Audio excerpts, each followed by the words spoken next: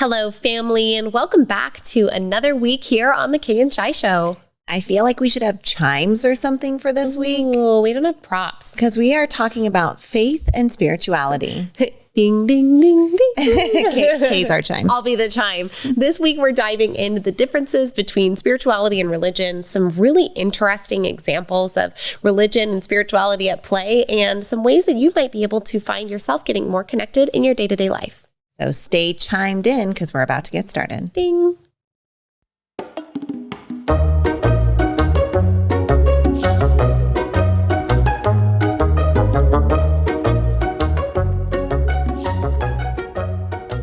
All right, this week we are tackling faith and spirituality, and I hope that you hear in those words that it is not the word religion, and we'll talk about religion, but religion is really the institution that's been formed around these ideas and states of faith and spirituality. So if you ascribe to a particular religion, just so you know, we're not here today to try and get you to convert or join anything else. Today we are talking about the concepts of spirituality at large, and maybe some ways that you can find yourself integrating more spiritual techniques into your life that can help you live a more full expression. Right, because whether or not your faith and spirituality express through religion or not, all of us have some kind of element of this. Even if your faith is agnostic, even if your spirituality is, I only believe in the evidence of what's real and what's in front of me, there is still faith in that, right? There's faith in the fact that gravity works, and we all have faith in that because we, quote, know it to be true.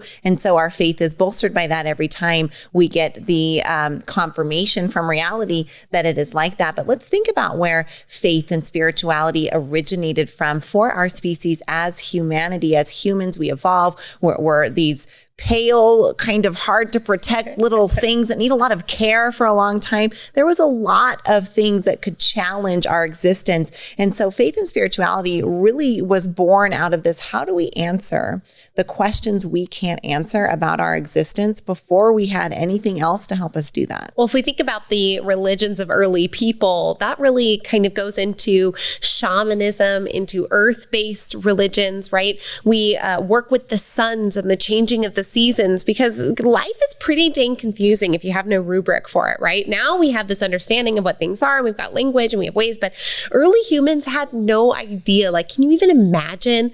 Like, you're like, what is that burning ball of fire in the sky? And why is that warm when it touches, and when the cloud goes in front of it, all of a sudden I'm cold, and then sometimes the cloud dumps rain, and sometimes it dumps snowballs, like not snow, but snowballs, like and they don't have any shared language for it, any rubric of understanding. And so everything becomes mystical, everything becomes magical. And the natural world is where we start to see rituals and religion really start to come to play. Now, what the difference is obviously between the other species on this planet and ours is that we know we're here, that we have this awareness, and that we can use our mental faculties like imagination to imagine what the future would be like. So we have awareness, and we are able to extend that awareness both to the future and to the past. Now, some of our animal brethren, obviously, they go to a farm, there's berries there, they're going to go back to that farm because they remember that. That's using past experiences, but that's not using imagination or foresight into what could be. And this ability to imagine what could be is where this mystical rising came from within humans, right? Not only does that ball of fire go up and down every single day, but sometimes the other ball goes in front of it. Now, if you're an ancient person, you're going to ascribe mystical meaning to that, right? There were warriors who wouldn't go to war because the eclipse happened on the day that they were supposed to launch, right? There are all kinds of things. This was a good sign or a bad sign. The times of human sacrifice, it seems trivial to talk about now because we all know what the sun is. We know what the seasons are. We know what the eclipse is. But imagine, if you can, being an early human and trying to make sense of the world around you. You would come up with some pretty crazy explanations. And if everyone around you said, that sounds like a good explanation, you might start to see some institutional things forming like religion, but it's coming from that quest, that curiosity to seek more and to understand that deeper meaning of life. And that's what spirituality is. So it wouldn't be a Kay and Shi Show starter if we did not get into a little bit of definitions. So we talked a little bit of history. Let's talk about the definition that Webster's gives of spirituality. Now, spirituality is the quality of being concerned with the human spirit or soul as opposed to material or physical things. Now, there were a couple things in that definition that seemed almost like they might have been missing, right? There was no spirituality is a set of rituals. There was no spirituality is a certain dogma. There was no spirituality is really anything other than a quality of being concerned with the human spirit or soul, being concerned with the awareness inside that says, we are on this planet and we can have that imagination extend into that future and that past. Right. I love that ability to question. If you've ever thought, why am I here? Even in a ironic sense, this is that exploration of spirituality. And our guess is, based on the studies and the research, that for our listeners who are of the baby boomer generation or the Gen X generation, that for you, traditionally, your spirituality is cased and housed within a religious institution. But for millennials and Gen Z, what the research is showing is that these generations are highly focused on spiritual faith and faith exploration. And they are not focused on that happening within a religious institution. Heard it phrased this way in a recent presentation about the generations and how they're relating to each other. The millennial generations, if they were to have a life motto, the life motto would be, life is a buffet. Now, actually, the author said cafeteria, but the author was a baby boomer and didn't realize that us millennials would not relate to cafeteria, but the idea behind cafeteria is the buffet, right? And we treat our spiritual exploration that way as well, right? I want to grow a little bit spiritually from Jesus and from Oprah, from the dog that's barking in the neighborhood and the Tao Te Ching. I want to grab back all of the different things that are going to feel right for my personal faith and exploration. And I think that's both a reflection of our generation and something really interesting to digest. Well, I think that as we've seen the rise of quantum physics over really this last 100 years and the 90 years since the nuclear arms race of the 1940s, since we've seen kind of this rise of quantum physics, we've also seen science start to back up not religious principles, but spiritual principles. Things like, energy in motion stays in motion. Now that seems like it would just be something from a physics class, but the spirituality is very much concerned with the energy because, as you've heard us mention here in this podcast before, Bruce Lipton talks about what is the difference between an alive human and a cadaver. Well, the alive human, if you can look at them through a certain type of machine, you'll see that they radiate magnetism and electricity. The cadaver does not have that electricity, which means when we get down to the real nuts and bolts of what that spiritual self is, what that human spirit or that soul is, it's made up of electricity. And so that brings us into that physics realm where we now start to have quantum physics backing up a lot of what was brought forward as those explanations from a fantastical perspective, but saying, look, science can actually prove it. And the blending of those things, I think, has allowed for dogma to get out of the way and that buffet to come and be front and center. Yeah, buffet definitely works way better as I hear you talk about it there. And I'm so glad that you brought forward that perspective. And if you're on your own spiritual and faith quest and you're like, I need some help and some guidance, we're going to get into some questions that you can ask yourself on the next segment. So make sure that you come back so that you can hear those questions. But before we do that, I want to make sure, we talked about the institution of religion, but Professor Shi coming at you, right? I teach sociology. Religion is one of our major topics that we talk about. So one, just for those of you who are part of a religious institution, just like put down your pitchforks and swords. Like we're not here to attack your religion. And in fact, we celebrate. It's a beautiful vehicle for spirituality. Absolutely. And what religious institutions have done for communities is very positive. Now, we could all point to the Crusades and we could point to the sex scandal cover-ups and we could point to all kinds of bad things that have come out of the institution. But let's play at another another level and talk about the good things that have come out. Because think about every church in every neighborhood has daycare available, has social support, has meal delivery service, has cancer funds raising, has community support built in that wouldn't have been provided to the public in other ways. So not only does this institution serve the social need of us as a species exploring our spirituality and our faith, but it also serves that social need of providing community, a sense of being, a sense of belonging, and a sense of support when a lot of other institutions and a lot of other groups haven't done that. So wanted to make sure that we celebrate the fact that so many religious institutions have done a lot of good and will continue to do a lot of good. And if you're a listener who's in a religious institution and you do a lot of good through your church and through your religion, thank you. Thank you for being one of those people and for helping demonstrate that however you carry the torch of spirituality and faith, it's an important torch to carry. We're going to continue this conversation on spirituality, on faith, and all things, but not until we've heard a quick word from our sponsors.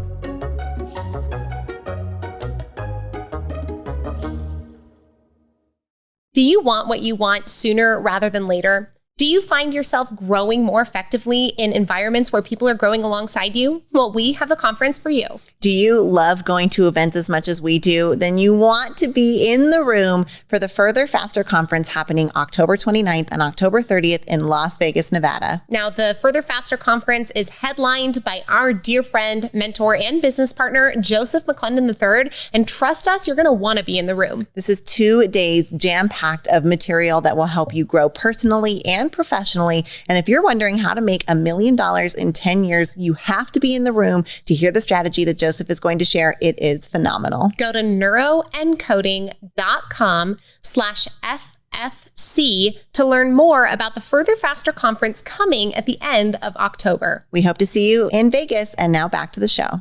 We've had some really cool access to some really cool people, and we want to share it with you. We have an amazing interview series of some of the interviews we've done with celebrities like Dr. Deborah Tillman, America's Super Nanny, Dr. Joseph McClendon III, famous neuropsychologist, former professor of UCLA. We've got Dr. Bruce Lipton, author of Beyond Belief, and we even have John Maxwell, the #1 leadership expert. Your sisters want to bring you into the room with our most exclusive access. So go to kayandshy.com. Right there on the homepage, you will see a button that says Get My Celebrity Interview Series, and we would love to share our access with you. KAYANDSHI.com. We'll see you over there. You're enjoying this episode on Angel Phoenix Productions Podcast Network. To explore a complete lineup of quality programs and media production services, head on over to angelphoenix.com or like our Facebook page at facebook.com/Angel Phoenix Productions.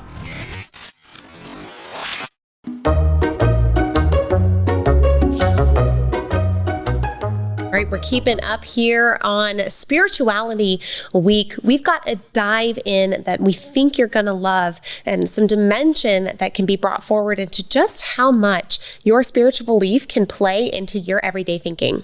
Right, that concern for more so what's happening on the inside for one's own soul versus material things is that definition we're using here. And if you're playing that inner game, then it is a spiritual game. Even if you're attacking it in a much more methodical or scientific way, it's still a spiritual game, right? Because you're working on what's on the inside. And so if that is a quest that you're on, and you're like, I need a little bit more boundaries around this, I need a little bit more direction, we want to bring forward some questions that kind of help us hit, I think, those walls around spirituality and faith, so that once you can materialize each of those walls, you go, I got it. This is what's inside that room for me. And that's what's so important. So listen up on these questions, because they're going to help you figure out exactly what those walls are and how you define spirituality and faith. Now, these come from a minimalist blog that is all about exploring spirituality. And there are several categories that they really talk about, just the pervasiveness of understanding how deeply our spiritual beliefs impact our lives and what we do on a daily basis. So the first section that we want to look at at is how our spiritual beliefs affect ourselves. And these kinds of questions come forward into things like, does spirit or God even care about me? Are they mad at me? Are they pleased with me? Is there a spirit? Is there a divine? Who am I? Where did I originate? Where did everyone originate? Is everybody equal if we all originated from the same source? And if so, on what basis? What is my responsibility for caring for others in light of that information? What I love about these questions, Kay, that you just outlined, and then this set of 5 kind of categories is, again, that it allows us to put a little bit of parameter around that, right? So these 5 things are really addressing 5 different areas that traditionally the institution of religion addresses for us. But if you're constructing your own church on the inside, these are those 5 things that you're going to want to address. So the first one, as Kate just mentioned, is ourselves. How are we orienting ourselves in this world? How do we feel about ourselves? How do we define ourselves? Where did we come from? Where are we going? What's our purpose? That's that first one. The next one is the world around us. So really figuring out how we define the world around us, and then answering questions like, in what specific ways should we care about the world and environment around us? How much of that is a priority for you? And what is your orientation there? Is your motivation in this regard more significant than survival of our species? It might be. That's important to know. And how do we as humans responsibly interact with our species and with our environment in a more significant way? So now we've got those 2 walls. We're looking at ourselves and defining some things around that, and then the world around us and defining some things around that. So the next banner that we have to fly here, and the walls that we're building, these rooms that we're exploring, is the room of morality, right? What's interesting is that the morality-based religions didn't really come into play until we see the rise of Judaism and Christianity and Islam really take center stage. And that's when we start to attach people's morals with their religious doctrine. And there is a historical shift that happens at some of the peak violence that we actually see in our world's history, right? Humans are a relatively peaceful species. Then we have this real war-torn, kind of war-oriented hundreds of years that we go through, and we see the rise of morality really being tied to religious institution, because religion was a way of getting people to embrace morals so that maybe they would not kill thine brother, and maybe they would not steal from each other, and maybe they would consider these things. So this next room is morality.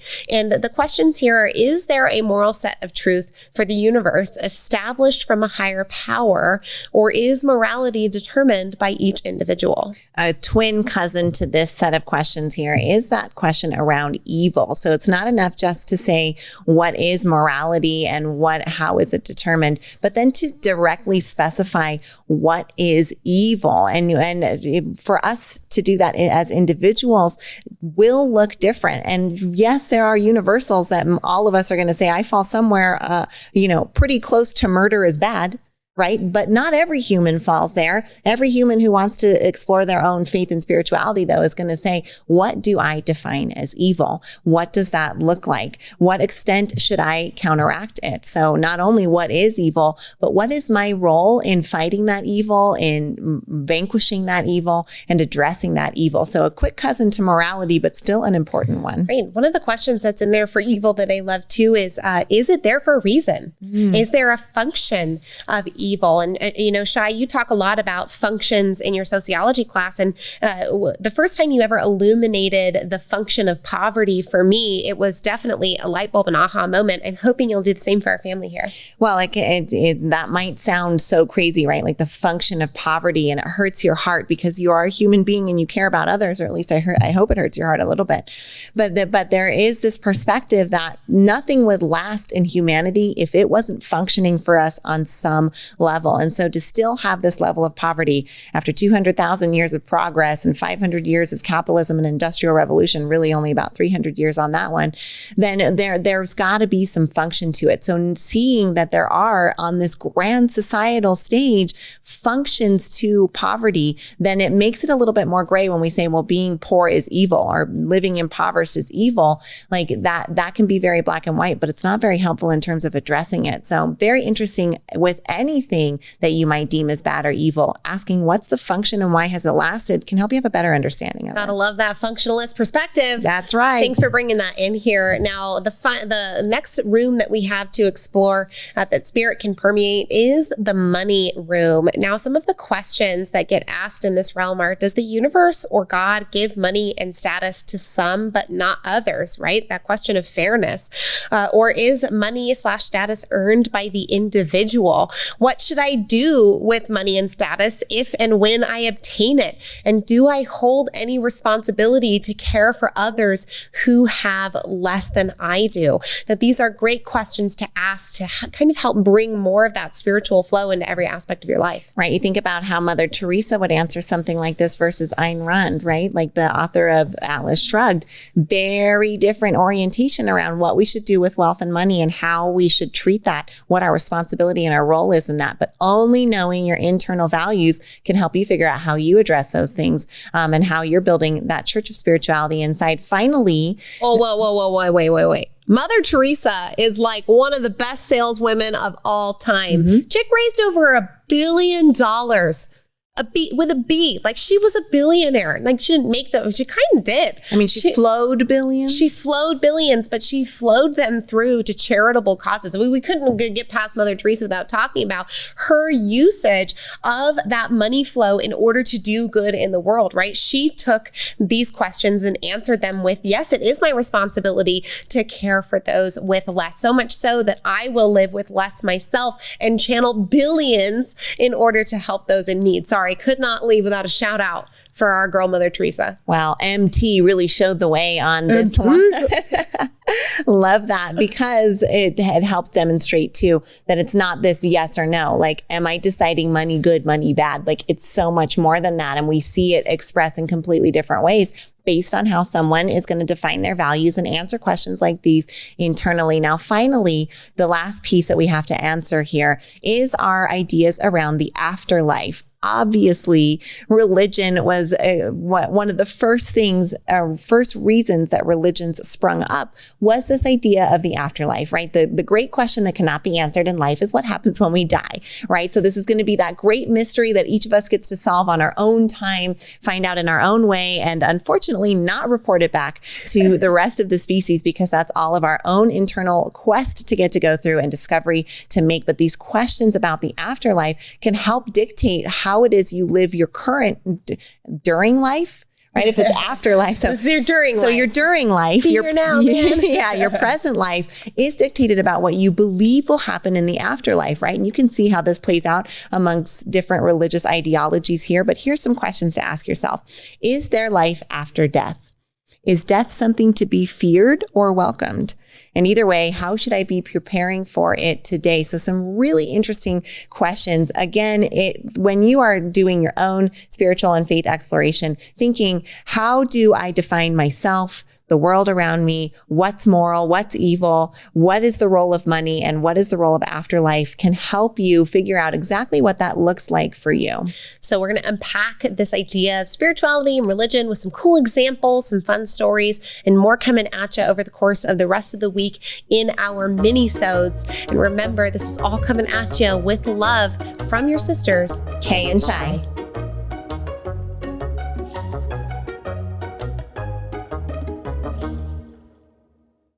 This podcast was a production of Angel Phoenix Productions. Explore more episodes of this show or other great shows on the Angel Phoenix Podcast Network by visiting angelphoenix.com. The views expressed in this show do not necessarily represent those of Angel Phoenix Productions or its advertisers and may contain language that's unsuitable for younger listeners.